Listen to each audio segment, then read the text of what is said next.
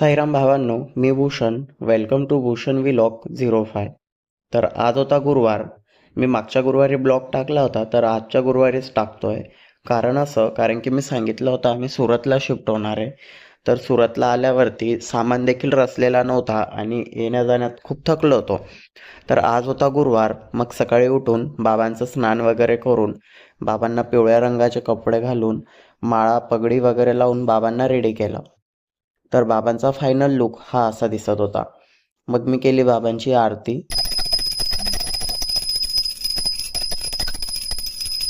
आरती वगैरे करून झाली. मग मी पण रेडी होऊन गेलो आजीच्या घरी. तर मामींनी स्वयंपाक करून ठेवला होता. मग मामींनी पटकन वाढून दिलं.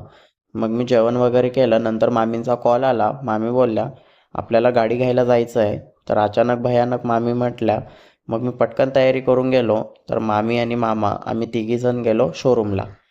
तर मामी तर फार खुश होत्या. मामींची खुशी आज डायरेक्ट 7व्या आसमानावर होती, कारण की मामी घेणार होत्या गाडी. मग इकडं रंगरंगोटीचे कामं चालू होते. तेवढ्यात मी इकडं बघत होतो गाड्या. तर गाडींचे कलर एकदम मस्त मस्त होते. त्यानंतर आम्ही तिथून सगळी प्रोसेस करून निघालो. रस्त्यात थांबलो, एका ठिकाणी चहा वगैरे पिली. मग रात्री महाराजांच्या हातून केली पूजा.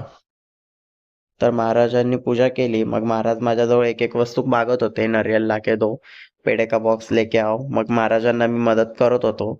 मामांनी इथं नारळ वगैरे फोडलं.